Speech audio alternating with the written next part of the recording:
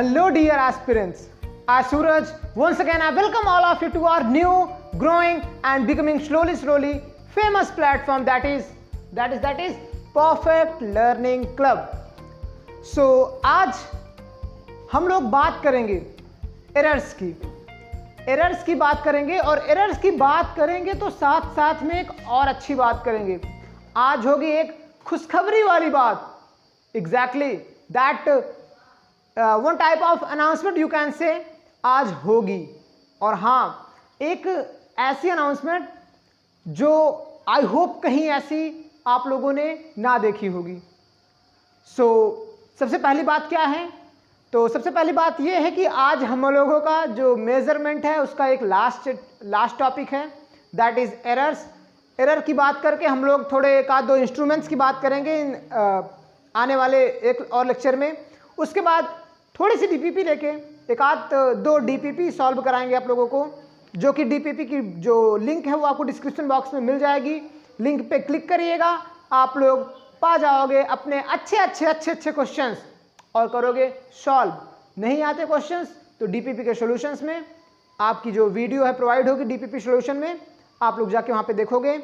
और DPP solutions की एक अलग से प्लेलिस्ट बनी होगी, नीचे आप लोग क्लिक करोगे, उसमें केवल और केवल हर क्लासेस के डीपीपी सॉल्यूशंस होंगे। अनाउंसमेंट की आज पहली बात क्या होगी? द फर्स्ट थिंग इज, क्या दिख रहा? Exactly, Harshita ma'am is going to teach us biology. मैंने कहा था कि बहुत ही जल्द बायोलॉजी की क्लासेस रन होंगी। मैंने कहा था ना कि बहुत ही जल्द बायोलॉजी की क्लासेस रन होंगी। तो आज उसी क्लास को रन कराने के लिए Harshita ma'am will teach you all biology for class 10th। Start करेंगी क्लास 10 से, आगे कहाँ तक जाएंगी आई कांट सी हियर। जैसा कि आप लोगों को पता है कि बायोलॉजी से जो मैम है इन्होंने अपना ग्रेजुएशन कंप्लीट करा हुआ है और इनके पास 2+ मोर ईयर का एक्सपीरियंस है how to communicate with students, how to teach and which method should apply on the students. ज़्यादा बात नहीं करेंगे आपको इनके बारे में, चूंकि आप लोग बस लेक्चर्स को देखिएगा, वहीं पे आप लोगों को सब पता चल जाएगा कि how they are good. The next slide is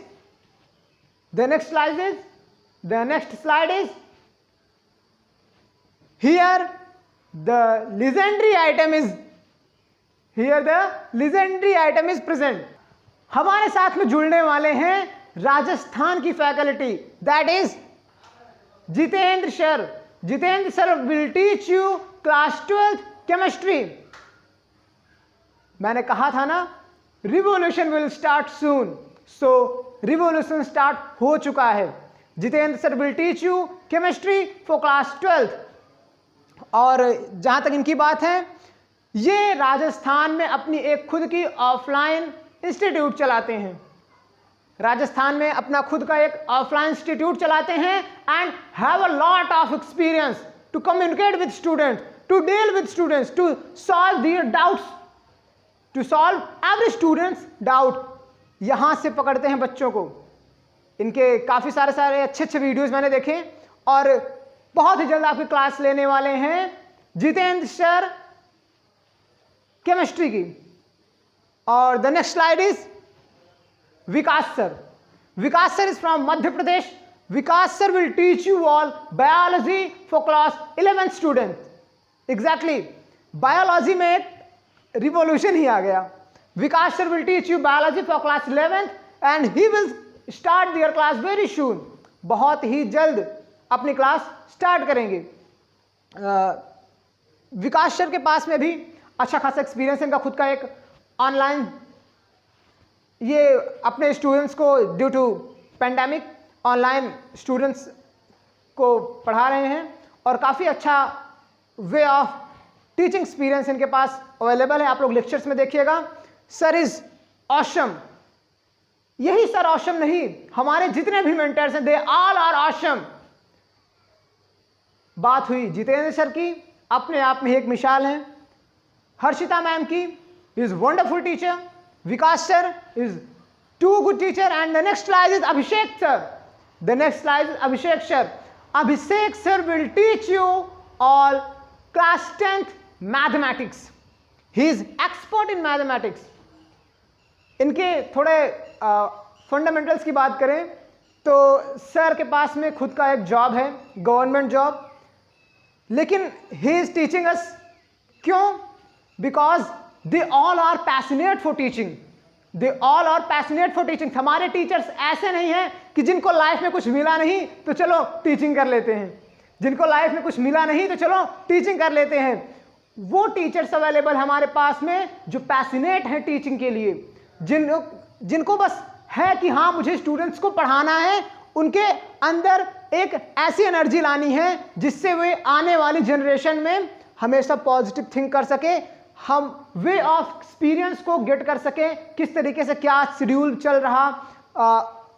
अपने यहाँ पे कहते हैं ना कि अपने यहाँ पे मोदी जी भी ने अपना अलग से ही सिस्टम ला दिया है कि भैया डिपेंडेंट बनो, यानी कि खुद पे ज़्यादा भरोसा करो, सामने वाले पे नहीं. तो यहाँ पे भरोसा दिलाने वाले teachers are available with us. So इसी के साथ में जैसा कि एक टीचर का इंट्रोडक्शन मैं और करा दे रहा, जिनका लेक्चर ऑलरेडी अपलोड हो चुका है, आप लोग देख रहे होंगे. सपना मैम. सपना ma'am is teaching you all grammar for class 9th और 10th स्टूडेंट. और बहुत ही ज़्यादा ग्रामर जो है ग्रामर की क्लास जो चलने वाली है फॉर क्लास 11th और क्लास 12th स्टूडेंट. तो सपना मैम, आप लोगों ने उनका लेक्चर देखा होगा. Nice way of teaching. इनकी जो टीचिंग मेथड्स हैं, इनकी ड्राइंग काफ़ी एक्सपर्ट है, ड्राइंग में एक्सपर्ट है. सो ड्राइंग के तरीके से किस चीज़ को समझाना है, she has a lot of brain that in that part. So आगे हमारे सारे मेंटर्स को तो आप लोग जानते ही हैं. Aditya sir, chemistry mentor for class 11th students, awesome teacher. वो एक टीचर ही नहीं है, वो एक टीचर ही नहीं है, लीड करते हैं हम ऑल टीचर्स को. ऑल टीचर्स को मतलब कि कह सकते हैं कि they all are the basis of our perfect learning club. Saurabh sir, mathematics के मेंटर, जिनके आते ही चैनल पे बाहर आ गई. He is an awesome teacher too. तो अब हम बात करेंगे अपने टीचर्स के बारे में. ज़्यादा बात नहीं करेंगे क्योंकि आप लोग उनके बारे में खुद आप लोग देखिएगा, जैसे उनके लेक्चर्स अवेलेबल हो रहे हैं आप लोग उनको देखिएगा, उनके वे ऑफ टीचिंग्स को देखिएगा. मैं एक बार फिर से कह रहा, हमारे टीचर ऐसे नहीं जिन्होंने लाइफ में कुछ अचीव ना कर पाए तो आके टीचिंग करने लगे. They all are passionate for teaching. They all have a passion for teaching. और बात रही एक्सपीरियंस की, तो एक्सपीरियंस धीरे धीरे नहीं, एक्सपीरियंस कहाँ से आता है? Experience comes from the knowledge and how they are trying to feel, how they are trying to communicate with students. यही हम लोगों का एक्सपीरियंस है. मैं आपसे एक और वादा कर देता हूं कि अगर आपको परफेक्ट लर्निंग क्लब पे किसी भी तरीके कॉन्सेप्ट को समझने में या टीचर्स के समझाने में कोई प्रॉब्लम हो रही है तो आप लोग कमेंट बॉक्स में कमेंट करिएगा. ऐसा बिल्कुल नहीं हो सकता कि हमारे टीचर्स जो हैं आपको अच्छे से अच्छे मेथड से आपको कॉन्सेप्ट को कन्वे ना कर पाए आप लोगों तक. वो तरीका है कि किस तरीके से किस कॉन्सेप्ट को किस जरिए से पहुंचाया जाए आप लोगों तक. तो चलिए फिलहाल आप लोग जुड़े रहिए हम लोगों के साथ में. ऐसे ही ऑसम से ऑसम टीचर्स आते रहेंगे आप लोगों के साथ में, और गारंटेड 100% सिलेबस कंप्लीटिंग के साथ साथ ब्रेन कंप्लीट होगा आप लोगों का. So let's start our new topic that is error. और टाइप्स ऑफ एरर की बात करेंगे हम आज आप लोगों के सामने थोड़ा सा. और टाइप्स ऑफ एरर की बात करने के बाद हम लोग बात करेंगे किस तरीके से ये एब्सोल्यूट वैल्यूज क्या होती हैं, ट्रू वैल्यू क्या होती हैं. सो इन सब की बात करेंगे. तो let's start with our new view. तो हम लोग बात करते हैं एरर्स की. तो एरर्स क्या होता है? द रिजल्ट ऑफ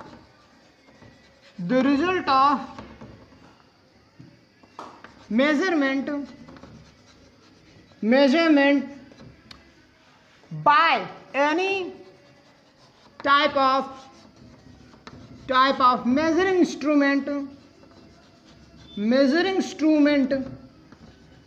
instrument यहाँ पे लिख नीचे थोड़ा. instrument contains contains some uncertainty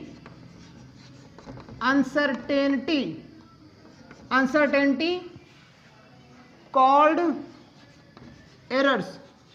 तो हुई भैया हमारी एनसीईआरटी की डेफिनेशन, आप लोग इसे नोट कर लीजिएगा। एरर्स होता क्या है?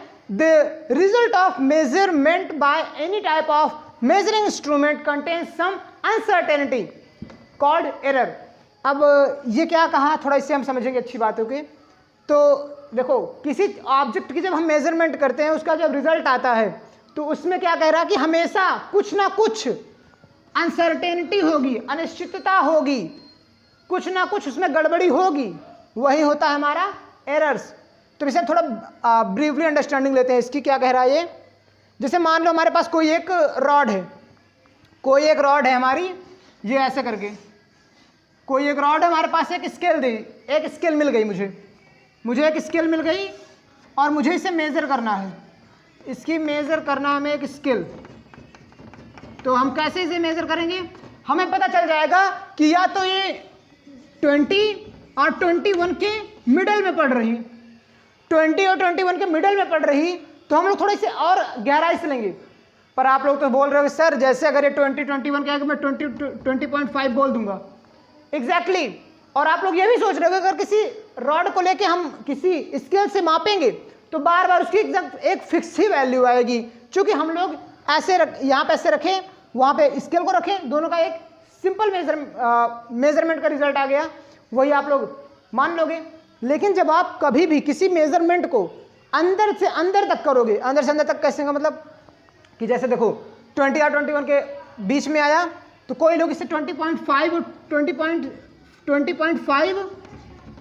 20.6 के बीच में आया, तो अब 20.5 और 20.6 के बीच में जाओगे, लोग क्या आया 20.54 आया और 20.55 आया। तो अब 20.54 20.55 के भी बीच में जाओगे, तब जाके कहीं इसकी एग्जैक्ट वैल्यू होगी, लेकिन वो भी एग्जैक्ट नहीं होगी। यही कह रहा है कि जब हम इसे जूम करेंगे और अच्छे से इसका मेजरमेंट करेंगे, तब इसमें बहुत सारी अनसर्टेनिटी आएगी। तो उसी का जो अनसर्टेनिटी जो आएगी, उसी को काउंट करना है, उसी का रिजल्ट जो है हमारी एरर्स होती है। सो इसी तरीके से हम गहराई से किसी चीज़ को मेज़र करते हैं। जब सिंपली अगर हम यहाँ से यहाँ तक अगर मेज़र किए तो हमारी एक फिक्स वैल्यू आ गई। शॉपकीपर लोग ऐसे मेज़र करके बना देते हैं, लेकिन जब उसे एक्चुअली जब हम मेज़र करेंगे तब पता चलेगा कि वो जो 30 सेंटीमीटर 30 इंचेस वो माप के गए हैं इसे, वो 30 इंचेस जो हैं जब हम जूम करेंगे तो 30.5 होगा या 30.54 होगा या 30.54321009, पता नहीं क्या होगा, कुछ भी हो सकता है वो। सो अब हम लोग बात करेंगे इसी तरीके के एरर्स की बात। तो एरर्स देखो, कुछ गलतियां होती हैं एरर्स में। तो वो गलतियां कुछ कितने प्रकार की हो सकती हैं, गलतियां कैसे होती हैं, किस तरीके से होती हैं? तो एनसीईआरटी कहती है कि जो हमारी एरर्स होती हैं वो दो तरीके से होती हैं, दो प्रकार के हो जाते हैं एरर्स। कैसे, किस तरीके से एरर्स होंगे? पहला सिस्टमैटिक एरर और दूसरा क्या हो जाएगा? Random error. अब कुछ लोग बोलेंगे नहीं ये गलत है, सिस्टमैटिक एरर रैंडम एरर दो टाइप नहीं होते हैं सिस्टमैटिक एरर, रैंडम एरर, और दुनिया भर की बातें बताने लगेंगे कि होता है जो इंस्ट्रूमेंटल एरर और इमेजिनरी एरर, दुनिया भर के कई डिफाइन कर दिए हैं। कई लोगों ने तोड़ के अलग अलग बुकों में अपने इसी को चार पार्ट बना लिए, सिस्टमैटिक एरर, रैंडमली एरर, और एक जिसमें टेम्परेचर वगैरह की कमी से हो जाता है एरर, उसे भी थर्मल एरर तक बना लिए हैं। लेकिन उसका हमें कोई मतलब नहीं है। एनसीईआरटी पे हमें चलना है, तो एनसीईआरटी कहती है कि भैया दो प्रकार के होते हैं, सिस्टमैटिक एरर और रैंडम एरर।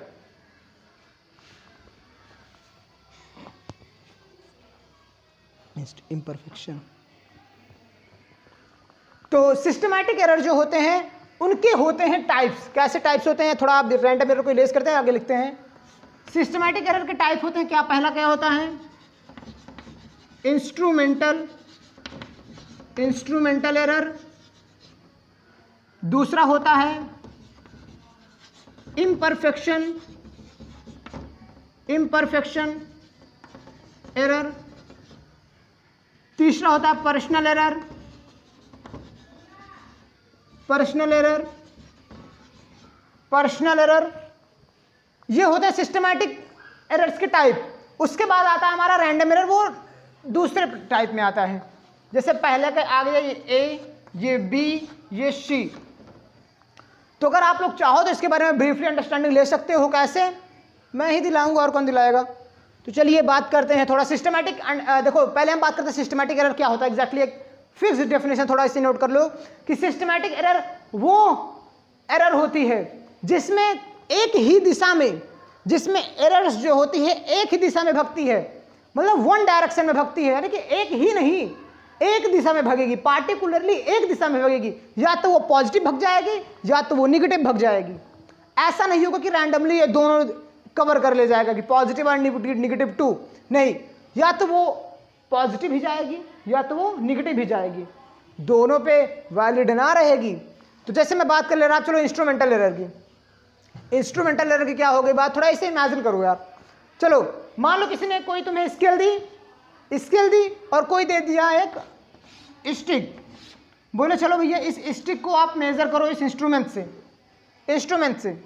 आपने मेजर किया इसकी ट्रू वैल्यू क्या है, एक्चुअल वैल्यू क्या है जो भगवान ने डायरेक्टली बनाई है, एक्चुअल वैल्यू या ट्रू वैल्यू क्या है, ट्रू वैल्यू। अब ये आप लोग सोच रहे हो कि भगवान कैसे बताए होंगे कि इसकी ट्रू वैल्यू क्या है, वो भी हम ही लोग मापते हैं। कैसे मापते थोड़ा आगे बात करेंगे। तो एक्चुअल वैल्यू ट्रू वैल्यू मान लो इसकी 20 सेंटीमीटर है। आप एक स्केल लेके आए और बार बार माप रहे हो, आपको बता रहा कि ये 19 सेंटीमीटर ही है, ये बार बार स्केल इतना ही काउंट करा कि ये 19 सेंटीमीटर है। मैंने कहा नहीं यार ये 20 सेंटीमीटर की ट्रू वैल्यू 20 सेंटीमीटर है, पर ये जो माप रहा है इससे कह रहा कि नहीं ये 19 सेंटीमीटर है, 19 सेंटीमीटर है। तुम अब हम लोगों ने पता लगाना शुरू किया कि एरर्स आ कहाँ से रही हैं, तो हमने देखा कि क्या भैया तुमने जो यार स्केल ली थी वो तो टेढ़ी है, यहीं पे वो हल्का मुड़ गई है, इसकी बेंडिंग की वजह से 1 सेंटीमीटर ये खा ले रहा।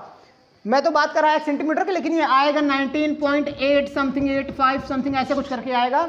तो थोड़ी सी अगर स्केल में अगर प्रॉब्लम हुई तो मेजरमेंट गलत बता देगा। तो ये हुई इंस्ट्रूमेंटल एरर, मतलब the error which comes due to imperfection of instrument में अगर कोई इम्परफेक्शन हो जा रहा तो वहां पे एरर्स क्या होंगी, इंस्ट्रूमेंटल एरर होंगी। ओके, अब दूसरे एरर की हम लोग बात करते हैं। दूसरा एरर क्या था हमारा, इम्परफेक्शन। वो तो हम ऐसे ही अभी परफेक्शन बोल दी, वैसे इम्परफेक्शन इन टेम्परेचर कहीं कहीं कह देता है, कहीं कहीं कॉमन ऑब्जेक्ट्स में आप लोग इसे कंबाइन कर सकते हो, कॉमन ऑब्जेक्टली कुछ भी। तो इम्परफेक्शन ये वाला क्या हो गया, जैसे देखो ये इम्परफेक्शन ऑटोमेटिकली आप लोगों को मिल ही जाएंगे। जैसे किसी आप रूम में बैठे हो, रूम में आप लोग जैसे मान लो मेरा टेम्परेचर आप लोग मेजर कर रहे हो, थोड़ा इसमें रैंडम एरर भी आ जाएगा, मैं आगे समझाऊंगा, लेकिन पहले आप ये समझोगे इम्परफेक्शन के बारे में। रूम टेम्परेचर मान लो 27 डिग्री सेल्सियस है, उसके बाद ये थोड़ा बढ़ के 28 डिग्री सेल्सियस हो गया, और मेरा टेम्परेचर आप लोग मेजर कर रहे हो, तो उसके साथ में मेरा टेम्परेचर थोड़ा और इंक्रीज हो जाएगा, तो यहाँ पे इम्परफेक्शन आ जाता है। तो ओके, इसके बारे में ज़्यादा आप लोग नहीं समझोगे, चूँकि ये ज़्यादा डिमांडिंग भी है भी नहीं ये। ओके, तो इसका नाम आप लोग कहीं सुनोगे, जो एनसीईआरटी को फॉलो करते हैं, मैं उन्होंने सुना होगा। तो अब हम तीसरी बात करते हैं। तीसरी बात क्या हो, सी ऑप्शन की, जो क्या है, पर्सनल एरर। पर्सनल एरर में क्या हो जाता है, पर्सनल एरर में अब जैसे फिर वही स्टिक को मैं मेजर कर रहा एक स्केल से, मैंने देखा 30.5, इसकी ट्रू वैल्यू क्या है 30.5 सपोज, और मैंने मेजर किया 30.5 था, एग्जैक्टली 30.5 था, क्योंकि इंस्ट्रूमेंटल एरर नहीं था, स्केल एकदम सीधी थी, 30.5 ही ट्रू वैल्यू आ रही थी इसकी। लेकिन जो मैंने चश्मा पहना हुआ था उसमें थोड़ी प्रॉब्लम आ गई,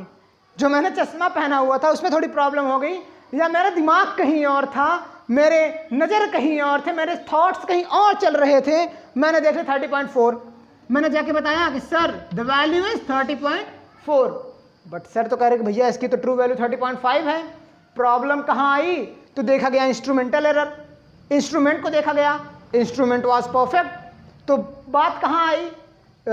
टेम्परेचर देखा गया, टेम्परेचर में हाँ इसके अब थोड़ा बी ऑप्शन की बात कर लेते हैं, इम्परफेक्शन की। इम्परफेक्शन की अगर आप लोग इसके 10 की पावर -10, 10 की पावर -9, 10 की पावर -8 तक जाओगे तब आप लोगों को पता चलेगी कि यार रूम टेम्परेचर थोड़ा सा भी बढ़ रहा तो जो स्टिक है वो भी इंक्रीज हो जाएगी, जो स्टिक है वो भी इंक्रीज हो जाएगी या मे भी डिक्रीज हो जाएगी। अगर स्टिक थोड़ी सी भी भीगी हुई है तो रूम टेम्परेचर बढ़ा तो ये 10 की पावर -8 तक आपको पता चलेगा कि ये डिक्रीज हो गई है। या स्टिक अगर सूखी है, रूम टेम्परेचर घटा तो मे भी ये इंक्रीज हो जाए, तो वो होता है इम्परफेक्शन हमारा। तो हम लोगों ने दोनों देखा भैया दोनों वाज परफेक्ट, यानी कि imperfection was perfect and instrumental error, instrument was also perfect, instrument में कोई कमी नहीं थी। तो भैया फिर से मेजर किया गया, किसी ने देखा कि यार मैंने फिर जैसे मान लो मेरे एडिटर भैया राधे श्याम आए, इसे मेजर किए 30.5 था। अब मैंने आ गया देखा यार राधे भैया आप चश्मा हमेशा यूज करते हो ना, उसी की है कमी है 30.4 आया, यहाँ पे 30.5 ही है। पर्सनल एरर है आपकी ये पर्सनल एरर है। तो पर्सनल एरर क्या होता है? जिसमें व्यक्ति धोखा खा जाता है या जिसमें आदमी खुद जो मेजर करता है वही गलत हो जाता है, उसका दिमाग कहीं और रहता है, वो मेजर कर लेता है। ये सारी जो प्रॉब्लम्स आती हैं वो पर्सनल एरर में आती हैं। अब बात करते हैं दूसरा जो कि रैंडम एरर है। रैंडम एरर मतलब, अब यहाँ पे थोड़ा एक चीज़ देखो, मान लो तुम कहीं किसी वेट लिफ्टिंग मशीन पे खड़े हो, वेट लिफ्टिंग मशीन पे खड़े हो, तुम्हारा वजन आ रहा 60.200 kg, यानी कि 200 kg आ रहा, और तुम ब्रीथ इन किए, थोड़ा सा और इंक्रीज हुआ 60.205 आ गया, थोड़ा तुमने हवा को अपने अंदर लिया यानी कि ब्रीथ इन किया तो तुम्हारा मास बढ़ गया, तुमने ब्रीथ आउट किया तुम्हारा मास घट गया। तो ये सारे जो होते हैं रैंडम एरर होते हैं, इसे आप कंट्रोल नहीं कर सकते हो। या आपने मान लीजिए सांस को रोके से खड़े हो, किसी ने गुस्सा दिला दिया तुम्हें, तुम फूल आए एकदम, तुम्हें और ज़्यादा एयर को एब्जॉर्ब कर लिया, तो वहाँ पे तुम्हारा मास और इंक्रीज हो जाएगा। Are you all getting? तो ये सारे होते हैं रैंडम एरर। या आप लोग वेट लिफ्टिंग मशीन पर खड़े हो और हवा चलने लगी, काफ़ी ज़ोर से हवा चलने लगी, एयर का प्रेशर आ गया उस वेट लिफ्टिंग मशीन पे, तब भी उसका वजन बढ़ गया। तो वे सारे होते हैं रैंडम एरर, जो रैंडमली आ जाए, जो अचानक से आ जाए, जिन्हें कुछ कहा नहीं जा सकता, जिन्हें कुछ रोका नहीं जा सकता, जिन्हें सुधारा भी नहीं जा सकता, इन्हें बस एवरेज वैल्यू निकाल के सब्ट्रैक्ट कर दिया जाता है, दैट इज रैंडम एरर। तो अब हम लोग बात करते हैं इन एरर्स को काउंट एग्जैक्टली कैसे करते हैं। अभी मैंने बात की true value, God gifted value, तो ये सारी वैल्यू आती कहाँ से हैं? ये सारे नाम आप लोग नए मिलेंगे आपको, क्योंकि यहाँ पे फिजिक्स को फील कराया जा रहा है, ना कि आप लोगों को रटाया जा रहा, ना कि आप लोगों को डेफिनेशन क्लियर कराई जा रही कि हाँ आप लोग परिभाषा रटो जाके एग्जाम में लिखो। अगर आप लोगों को सारी चीज़ें क्लियर रहेंगी, विजन क्लियर रहेगा कि हमें करना क्या है, तो किस तरीके से करना है वो आपको ऑटोमेटिकली क्लियर हो जाएगा। धीरे धीरे रास्ते पे चलते चलते आपको सब कुछ पता चल जाएगा। जैसे आप लोग बस इतना ध्यान दिए रहो कि एग्जैक्टली हमें करना क्या है, एरर्स हैं क्या, उसके बाद तो आप लोग सब समझ ही जाओगे। तो अब देखो क्या होता है, सबसे पहले हम बात करेंगे, पहले ऐसे नहीं देखो, मान लो जैसे किसी स्टिक को हम मेज़र करना है, किसी स्टिक को मेज़र करना है तो उसकी ट्रू वैल्यू कैसे आएगी? ट्रू वैल्यू कैसे आएगी? गॉड गिफ्टेड वैल्यू कैसे आएगी? एब्सोल्यूट यानी कि एक रियल वैल्यू कैसी आएगी? मीन वैल्यू जिसे कहते हैं वो कैसे आएगी? हाँ, मीन वैल्यू, नाम आ गया क्या? Mean value. मीन आप लोगों ने पढ़ा होगा बहुत अच्छे से, मीन आप लोगों ने पढ़ा होगा अच्छे से। हर चीज़ को उठा के, एवरेज वैल्यू आप लोग कह सकते हो, हर चीज़ को उठा के जितनी बार वो मेज़र हो उसी को अपान कर दो, वो हो गया हमारा एवरेज वैल्यू। यानी कि क्या, जैसे मान लो किसी स्टिक को मैंने मेज़र किया, 5 बार मेज़र किया, पाँचों बार उसका पहले में आया मेजरमेंट A1, दूसरी बार आया A2, तीसरी बार आया A3, चौथी बार आया A4 और पांचवी बार आया A5। ओके, जैसे एग्जाम में यार तुम्हारे मान लो एक में 70 मार्क्स आए, एक में 80 मार्क्स आए, एक में 90 मार्क्स आए, तो कैसे पता लगेगा तुम्हारा एवरेज मार्क्स कितना है, यानी कि तुम पढ़ने में कितने अच्छे हो, कैसे पता चलेगा? किसी सब्जेक्ट में हो सकता है तुम ज़्यादा अच्छे हो, ये 90 मार्क्स, लेकिन एवरेज कोई देखता है, ज़्यादातर कोई एवरेज देखता है। तो एवरेज कैसे आएगा? इन तीनों का भैया बटे 3 कर देंगे, आ जाएगा 80, यही हमारा हो जाएगा एवरेज वैल्यू। एवरेज वैल्यू करो 87150 plus 90 95240 divide by 3 is equal to 80। ये हमारा आ गया, यानी कि ना कम ना ज़्यादा, एवरेज पे आपको लाके खड़ा कर दिया। ये 10 कम था, ये 10 ज़्यादा था, ना मैंने 10 ज़्यादा लिया ना मैंने 10 कम लिया, एक एवरेज वैल्यू ले ली, वही हमारी ट्रू वैल्यू हो जाती है, वही हमारी ट्रू वैल्यू हो जाती है। तो यहाँ पे हमारा ट्रू वैल्यू क्या होगा? A1 plus A2 plus A3 plus A4 plus A5 divided by कितनी बार? 1 2 3 4 5 डिवाइडेड बाई 5। ये हमारी भगवान वाली वैल्यू आ जाती है। वो भी एक्चुअली रियल नहीं होती है, भगवान वाली वैल्यू भी रियल नहीं होती, लेकिन मैं इसे एग्जैक्ट वैल्यू मान लेते हैं, इसे हम कैलकुलेट कर लेते हैं एज अ एब्सोल्यूट वैल्यू, यानी कि मान लेते हैं कि हाँ ये है एब्सोल्युटली राइट वैल्यू है, ये मीन वैल्यू है, ये एवरेज वैल्यू है, तो इसे हम एवरेज वैल्यू का नाम दे देते हैं या मीन वैल्यू का नाम दे देते हैं। और इसे ही हम कहते हैं क्या? अपना इसे हम अपना कहते हैं क्या? True value. True value. अब देखो, जैसे देखो ट्रू वैल्यू क्या आई हमारी, ये मेजरेबल वैल्यू क्या होती है? Measurable value, measurable value, measurable value मतलब कि जिस चीज़ को हम मेजर कर रहे हैं। ट्रू वैल्यू हम लोगों ने निकाल ली, अब इसी का हम एक उठा लेंगे A1 या उठा लिया मैंने A2, तो ये होगी हमारी मेजरेबल वैल्यू। ठीक, तो ट्रू वैल्यू जो हमारी आएगी उसी में से मेजरेबल वैल्यू, यानी कि जो हम माप रहे हैं वो वैल्यू को घटा देंगे तो हमारी आ जाएगी एरर, एब्सोल्यूट एरर आ जाएगी हमारी, एब्सोल्यूट एरर आ जाएगी। थोड़ा इसके बारे में और अच्छे से समझ रहे हैं, देखो कैसे। ये हमारी हो गई रियल ट्रू वैल्यू, ये हमारी ट्रू वैल्यू हो गई, ट्रू वैल्यू। अब देखो, अब हमें पता चला, मान लो अब एक थोड़ा एग्जांपल लेते हैं, जैसे मान लो किसी चीज़ को हमने मेजर किया 20.4 आया, 20.6 आया, 20.8 आया, 20.2 आया, ये हमारी अलग अलग वैल्यूज आई। 4 बार हमने मेजर किया, कितनी बार मेजर किया? 4 टाइम्स मैंने इसे मेजर किया। अब इन सबको हम जोड़ेंगे, ऐड करेंगे, पॉइंट प्लस ऐड करेंगे, प्लस ऐड करेंगे, डिवाइडेड बाई कितने टाइम्स? 4 टाइम्स। तो अब देखो क्या आएगा हमारा?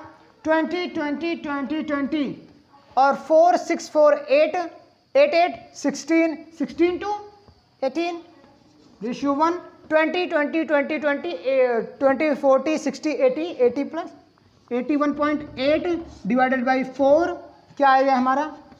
4 2 8 4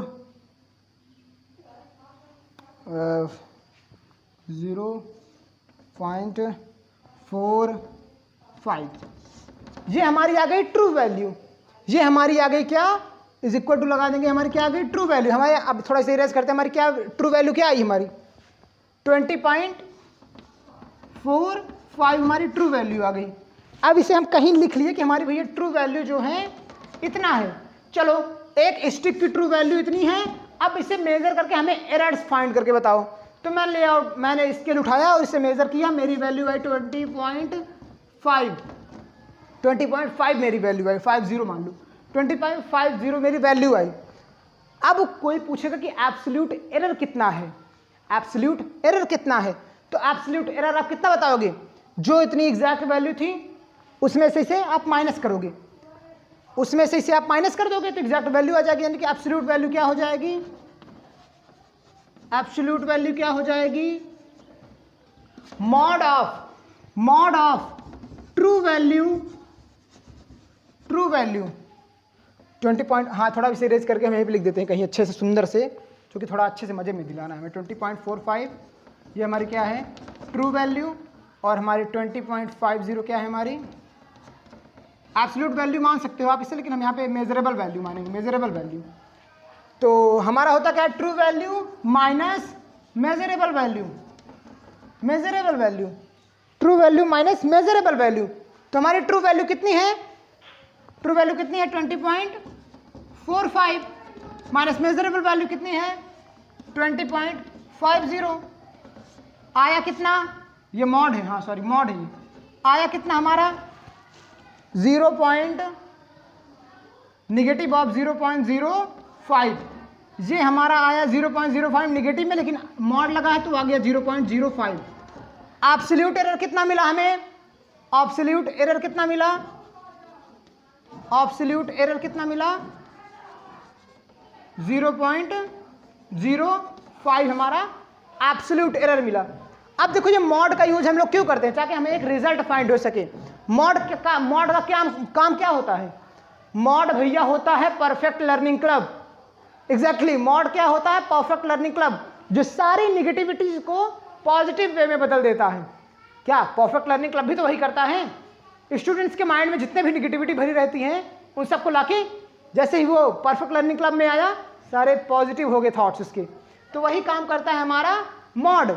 मॉड के अंदर चाहे जितनी निगेटिविटी आ जाए वो उसे पॉजिटिव कर ही देगा। तो हमने यहाँ पे सीखा क्या कि एब्सोल्यूट एरर क्या होती है?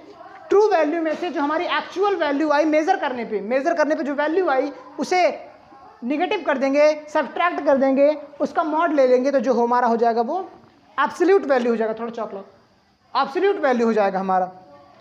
अब देखो एब्सोल्यूट वैल्यू जो हमारी आ गई ये हो गई हमारी क्या? 0.05। अब कोई बोलेगा कि इसका रेशियो फाइंड करके बताओ, इसका रेशियो फाइंड करके बताओ। किससे रेशियो? रिलेशन फाइंड करो इसके ट्रू वैल्यू से, ट्रू एरर से, और इसके जो होती हैं क्या 20 अभी जो हमारी ये आया इससे, और एक्चुअल एरर से जब इसका रेशियो पूछ लेता है कोई तो हो जाता है हमारा क्या? Relative error. रिलेटिव एरर आई थी हमारी, थोड़ा मैं बता दूं उसे डेल्टा से हम डिनोट करते हैं। डेल्टा से मतलब कैसे? जैसे एरर्स हमारा 0.05 आया था ना, तो उसे हम A1 आया था हमारा मान लो 0.005, तो हमारा A1 जो एरर आएगा वो डेल्टा A से डिनोट किया जाएगा। ओके, अब देखो रिलेटिव एरर में क्या होता है कि यही जो डेल्टा A1 होता है इसी को हम A मीन से डिवाइड कर देते हैं, तो हमारा आ जाता है क्या? Relative error. मतलब जैसे देखो हमारा आया था क्या एरर? 0.05, और हमारी मीन वैल्यू क्या आई थी? ट्रू वैल्यू क्या आई थी? 20.45। तो 0.05 को जब हम 20.45 से डिवाइड कर देंगे तो हमारा आ जाएगा क्या? Relative error.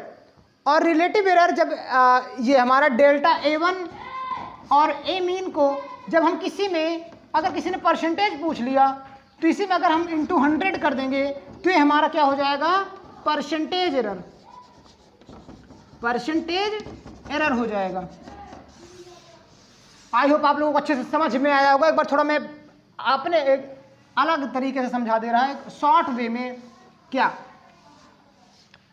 किसी चीज़ को मेज़र किए आपने, उसकी एक वैल्यू आई,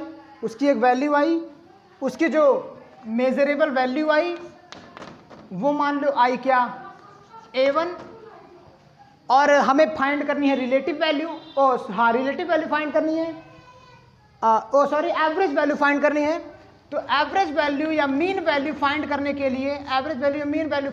लिए हम 4-5 A1, A2, A3, A4, A5 को उठा के A1, A2, A3, A4, A5 को मिला के A1, A2, A3, A4, A5 को मिला के जितनी बार मेजर हुआ 5 टाइम्स तो 5 से डिवाइड कर देंगे। ऐसे हम ऐसे लिख सकते हैं sigma a i is equal to 1 से लेकर n तक divided by n।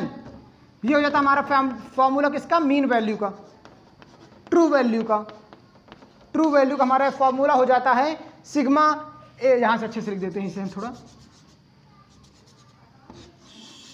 A i is equal to 1 से लेकर n तक। अब ये क्या होता है कि हमारा आई अगर एक बार फिल किया तो हम 1 से डिवाइड करेंगे, 2 फिल किए तो 2 से डिवाइड करेंगे, A1, A2, A3, यहाँ पे ए आई लिख देते हैं ऐसे। अब आई जब से हमारा हो गया, आई हमें यहाँ से 1 से लेके हमें 2 तक ले जाना है, तो यहाँ पे हम ऐसे 2 लिख देंगे, हो जाएगा क्या? A1 प्लस A2, यहाँ पे 1 लिखे, उसके बाद 2 लिखे, उसके बाद 2 से डिवाइड कर दिए, तो हमारा आ जाएगा ट्रू वैल्यू। तो जब हमारा ट्रू वैल्यू आ जाएगा तो हम एरर्स की फाइंड करेंगे। ट्रू वैल्यू आ जाएगा तो हम फाइंड करेंगे कि एरर क्या है, मतलब ट्रू वैल्यू और मेजरेबल वैल्यू। तो ट्रू वैल्यू में से मेजरेबल वैल्यू जब हम माइनस कर देंगे, यानी कि एरर फाइंड करने के लिए क्या करेंगे? ट्रू वैल्यू में से जो आई हमारी ट्रू वैल्यू, इसमें से मेजरेबल वैल्यू को माइनस कर देंगे, हो सकता है वो पॉजिटिव या निगेटिव आए, तो हम मॉड लगा देंगे तो हमेशा वैल्यू पॉजिटिव आ जाएगी। हमें रिजल्ट पर फोकस करना है, डायरेक्शन पे नहीं, तो हमें पॉजिटिव वैल्यू आ जाएगी डायरेक्टली। तो ये होती हमारी एरर होती हैं ये हमारे। अब एरर्स को जब इन्हीं एरर को उठा के, यानी कि एब्सोल्यूट एरर को उठा के, एब्सोल्यूट एरर को उठा के, यानी कि हमारा मान लो एब्सोल्यूट एरर आया ए आई, तो इन्हीं एब्सोल्यूट एरर को उठा को डेल्टा ए आई, चूंकि हाँ देखो एरर्स को हमेशा डेल्टा से डिनोट करते हैं, यहाँ पे हमारा डेल्टा आएगा, डेल्टा में आएगा, एरर को हमेशा डेल्टा में लिख देते हैं, तो डेल्टा में कुछ हमारा कुछ हो नहीं जाएगा जिससे शो करेंगे कि हाँ ये एरर है। डेल्टा में लिखा हुआ है तो क्या शो कर देगा, वो एरर है बस। तो एब्सोल्यूट एरर आ गया तो डेल्टा ए आई आ गया। और इसी एब्सोल्यूट एरर को जब हम ट्रू वैल्यू में से डिवाइड कर देते हैं, मीन वैल्यू एक्चुअल वैल्यू में से डिवाइड कर देते हैं, डेल्टा ए आई को जब हम डिवाइड कर देते हैं किससे, इस पूरे टर्म से, इस पूरे टर्म से जब हम डिवाइड कर देते हैं किससे, a1 plus a2 plus a3 plus a4 plus a5 plus a5 divided by 5 से जब हम इसे डिवाइड कर देते हैं तो आ जाती है हमारी क्या, रिलेटिव वैल्यू, रिलेटिव वैल्यू। अब बोलोगे सर आपने इतना a1 a2 a3 क्यों लिखा, चूंकि डायरेक्टली हमारा एक्चुअल वैल्यू आ गई थी ना, हमारी एक्चुअल वैल्यू आ गई थी an, मान लो एक्चुअल वैल्यू आ गई थी हमारी an, तो एग्जैक्टली अब उसे हम an से डिवाइड कर देंगे तो वो आ जाएगी हमारी क्या, relative value. Absolute error divided upon true value, absolute error divided upon mean value, absolute error divided by actual value is called relative value. अब इसी रिलेटिव वैल्यू को मैं जब 100 से मल्टीप्लाई कर दूंगा तो वो हो जाएगा क्या, हमारा परसेंटेज वैल्यू, परसेंटेज वैल्यू। अगर हम इसी को जब 100 से मल्टीप्लाई कर देंगे तो हमारा परसेंटेज वैल्यू हो जाएगा। थोड़ा अब एक छोटे से क्वेश्चन की ओर चलते हैं, थोड़ा आपको और कॉन्सेप्ट जो क्लियर हो जाए क्वेश्चन की वजह से, फिर हम बात करते हैं आगे। आई होप उस क्वेश्चन से आप लोगों का कॉन्सेप्ट जो है थोड़ा बूस्ट होगा। मान लो मैंने किसी चीज़ को मेजर किया, मान लो कोई ऑब्जेक्ट है, कुछ ही ऑब्जेक्ट है, खत्म हो गया क्या, कितना मिनट बाकी है, कितना मिनट बाकी है, सॉरी स्टोरेज जो है हमारे लोगों को नहीं ये रखा है। तो लिखिए क्वेश्चन ले लेते हैं, जैसे छोटा सा क्वेश्चन है, जैसे मान लो किसी ऑब्जेक्ट को मैंने मेजर किया, उसकी वैल्यू आई 20.56, 20.54, 20.53। अब क्वेश्चन में कह रहा है कि find its mean value, find its mean value, mean value, relative value, relative value. तो देखो मीन वैल्यू फाइंड करेंगे कैसे, पहले इन तीनों को, तीन वैल्यू आई थी ना, तो तीनों को ऐड करके डिवाइडेड अपॉन जितनी बार जितने डिजिट्स हैं, कितने हैं, 1 2 3 डिजिट्स हैं, तो इसे डिवाइड कर देंगे।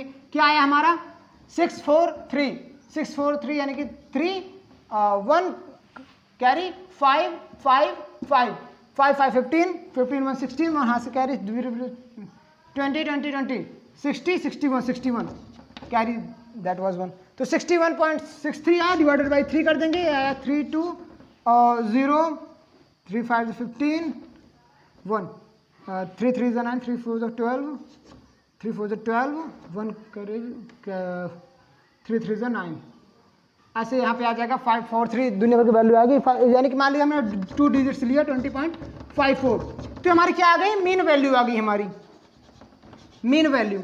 अब हम एरर्स की फाइंड कर, क्योंकि हमें अब रिलेटिव वैल्यू फाइंड करनी है तो एरर की बात करेंगे।